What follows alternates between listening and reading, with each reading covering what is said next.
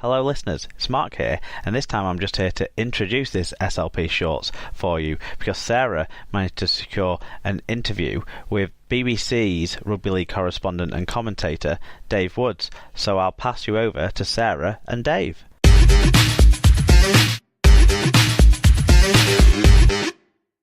I'm honoured to be joined by a well-known voice of Rugby League, Dave Woods.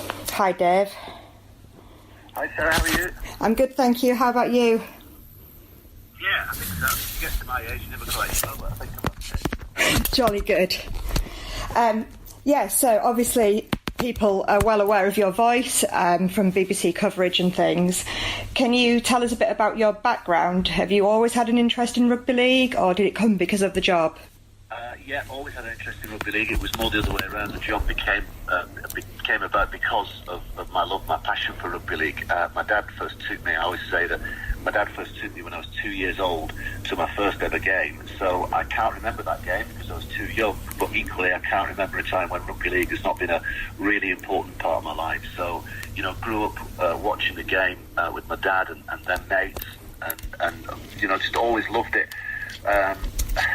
Became a journalist because of Rugby League, because of my interest in Rugby League, and it kind of developed there on. So I'm very, very lucky to do what I do and combine two passions, which is Rugby League and live broadcasting. I love both those things, so I'm very, very lucky to do what I do. Yeah, it's a good way of getting into a job then, if it is something that you do love so much. So which team was it that... Sorry, carry on. It was Wigan when I was a kid. It was Wigan, that's kind of eroded over the years. So when I lived in Bolton. Just to go back, I lived in Bolton because of the weird geography of Rugby League. Bolton is a town which is about 12 miles away from Wigan. Lee is right next door. Warrington's not far away. Swinton, etc. But in Bolton, it's almost a barren landscape for Rugby League. There's Bolton Mets these days, the amateur club, but back in the day. When I was a kid, very few people knew about Rugby League or were interested in Rugby League. So I always felt a bit like an outsider growing up in Bolton as a real Rugby League fan. And my mate, Kev, became my best mate because we were the only two kids at school who actually had a passion for Rugby League. So, and then when I was about 15, 16, I decided I wanted to be a journalist. It's a long story as to how that came about, but I decided I wanted to be a journalist. And I got in touch with a local paper, the Bolton Evening News, and said, look, you don't do any Rugby League, and I'll do some Rugby League for you. And when I got into the sixth form, they actually let me do a couple of games. So the first ever match I ever did was a Regal Trophy tie between Leeds and Wigan. I think it was 1984. And I stood on the terraces and wrote up my notes and then went home and typed up the match report. And it actually got in the Bolton Evening News word for word. So wow. I was absolutely convinced at that stage that I was going to be a journalist. So, and because of that, the Bolton Evening News said, look, we don't do a lot of Rugby League because there's not a lot of interest in the town for it. But there's an agency in Wigan, and they cover Rugby League for us generally. So I got in touch with the agency in Wigan and started doing some stuff for them in the school holiday. Excellent. That's really nice to hear that you can actually make something that's your passion actually work for you as a job. Okay, so what have you made of this early part of the season then? Have you been surprised by any of the teams, any of the results we've had? I think looking across all the leagues, I think the biggest surprise of the year so far was that Coventry went against Newcastle. Because a lot of people think Newcastle are going to get promoted this year, and Coventry, who I've got a bit of a soft spot for, because I went down there last year and got to know one or two people. That's a fantastic result for them. As far as the Super League is concerned, I think like everyone, the way that London beat Wakefield coming from behind and beating them as heavily as they did on the first weekend was terrific, but I think what we've seen since is probably more of an indication of what London's season is going to be like. It's going to be a struggle. But otherwise, it's kind of Huddersfield are struggling at the moment, but they've got a few out injured and they started poorly last year and built from there. So, it's hard to judge really, isn't it? I'm really glad for Hull that they got that win at Wigan last week because they've looked all right, haven't they? I think they're your team, aren't they? They are our team, yeah. Yeah. They looked okay against Cass, didn't they? And obviously could have beaten and probably should have beaten Hull KR. Yeah, I think that's the thing. Yes, we were so close against Rovers. Against Castleford, I think we were the second best team, but I didn't feel we were a million miles away. So to hang on and get that drop goal at the end was... I think it'd have finished me off if we hadn't, to be honest. Yeah.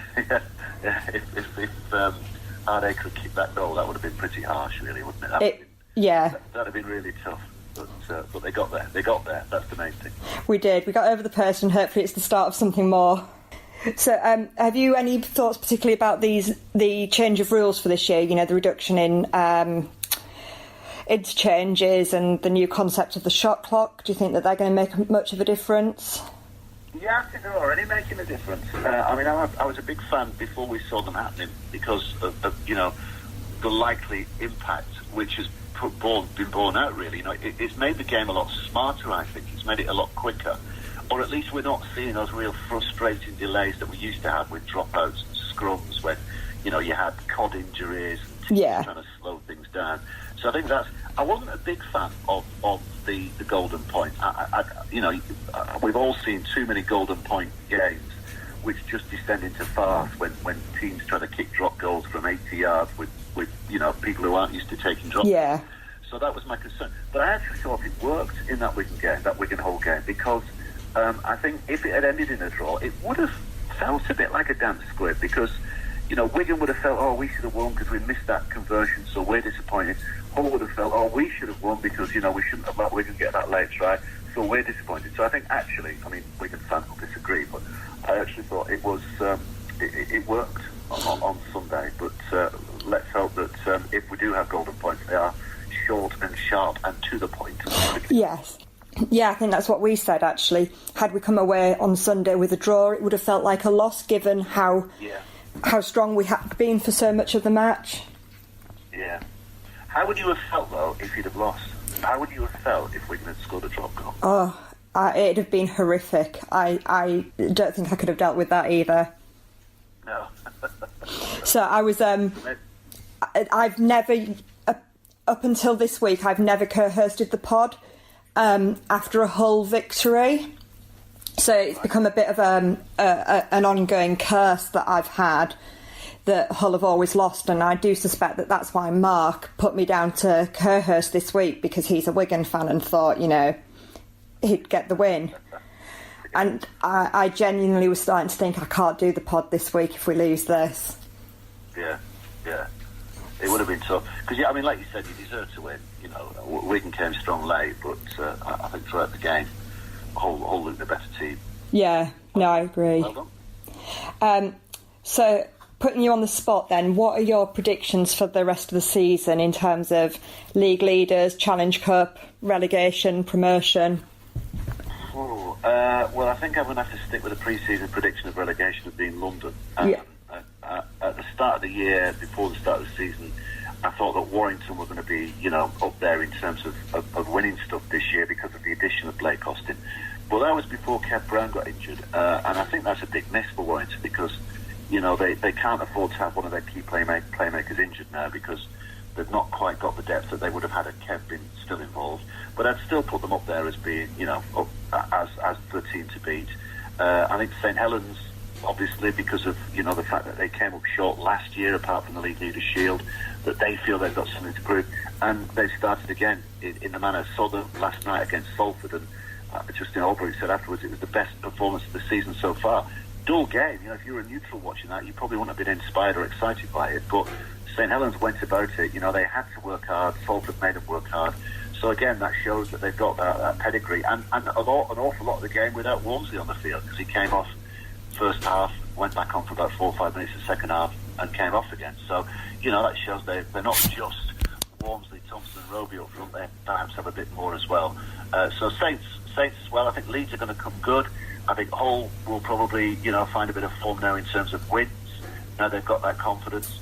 I still have a kind of a soft spot for Catalan as well. I think they've got a bit of belief from what they did last year. They just need to start winning on the road from their point of view, don't they? Yeah. And the one we all seem to forget these days is Cass. So I think it's wide open. I think basically what I'm saying is it's wide open. There's 5 or 6 that you could, you know, make a case for being in the grand final this year. Yeah. And how about promotion from the Championship? I think it's got to be Toronto. You know, I mean, they look absolutely nailed on because of the squad they've got, the way they've started. You'd have said, had Widnes not had their recent travails, that they might have pushed them a little, although, Toronto made easy work of them. But it's going to come down to that last game again, isn't it? Yeah. Like it did last year. I mean, Toronto were nailed on favourites last year, right up until about an hour played of that last game. They were still favourites to win. So, but I think they'll probably handle it better this year because, change of personnel, change of coach. Featherstone, Sheffield have started reasonably well, haven't they? Lee, very different feel to Lee this year, but any one of them on a day might trouble Toronto. But I think it's fixed more in Toronto's favour this year because they won't have to do as much travelling in the playoffs as they did last year if they finish top. They're going to have 2 or 3 weeks at the end of the year at home, and I think that will suit them just fine. Yeah. So are you in favour of expansion into North America, or how do you feel about that?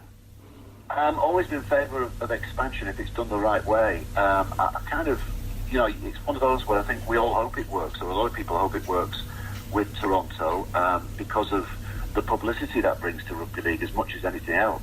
But with expansion, I think you can't just buy players in. I think you've got to expand the local playing talent.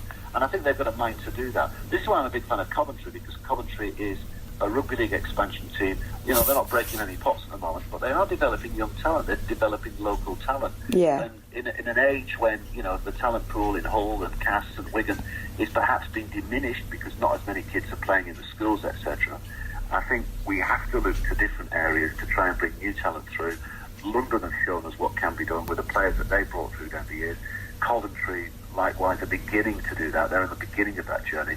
And I think if Toronto come in, great, they have the flashbang wallop of the publicity, but I think they also need to develop local talent as well. 5-10 years down the line, you'd want to see 3, 4, 5 Indigenous Canadians playing for them. Yeah. Yeah, no, I agree. I'm slightly on the other side. I like to go to all my matches home and away, so obviously Toronto being there makes that slightly harder. Yeah, I can see that. I understand that from a fan's point of view, but I think we've got to get real. In the days when Widnes are almost going to the wall, a traditional club like Widnes, Lee, very nearly happened to them. Have they not restructured? There are clubs in the Super League that you look at and think, oof, Salford, case in point. Yeah. The financial problems they've had. I think we can't say, because it's always been, then it should always be. I think we should look at, new horizons for the game. We're always making sure that we are strong in the heartlands, but also recognising that maybe 1 or 2 of the heartland clubs are not as strong as they should be, and therefore we've got to look beyond that for the future of the game. Yeah, no, which brings us actually quite nicely on to the Widnes situation. Obviously, we got confirmation yesterday that it seems that there will be a club going forward. And as you have mentioned, we have seen quite a few clubs recently that seem to be getting into difficulty. What do you think the solution is? How do we avoid this situation sort of perpetually happening with clubs? Well, I think you need to look at the clubs that don't find themselves in financial situations that Widnes have been in, that Lee have been in, that Salford have finding themselves in, and recognise why they don't. And the reason is because they recognise their limits, they recognise their capabilities. Widnes is a town, fantastic support this last week, but Widnes, when they beat Wigan to win the title in, I think it was 1989, around that time, they got 17,000 people to that game. And I was there myself, and it was a fantastic atmosphere. But I suspect they've never had 17,000 at a home game since. And that tells you that, the support isn't there for them to be a massive club. If Hull are doing well, they can get 5,000 crowds on a regular basis. Likewise Wigan, likewise Leeds, likewise if Bradford do that, St Helens, Warrington. But Widnes have never been able to do that. So maybe there needs to be a recognition from certain clubs that our place in the league is not necessarily where we think it should be, or where we've got, where we have been in the past. And we should structure our finances to make sure that we can pay our players on a regular basis. And if that means that we're a championship side, then maybe we have to accept that. You look at the likes of, harking back to Coventry, they are in the black all the time because they don't go ridiculously chasing star names. They develop from within and pay accordingly. you look at a team like Batley, for example. You know, they were in the top four a couple of years ago and theoretically had a chance of promotion. That was the last thing they wanted. They got their place. Halifax finished third in the Super League.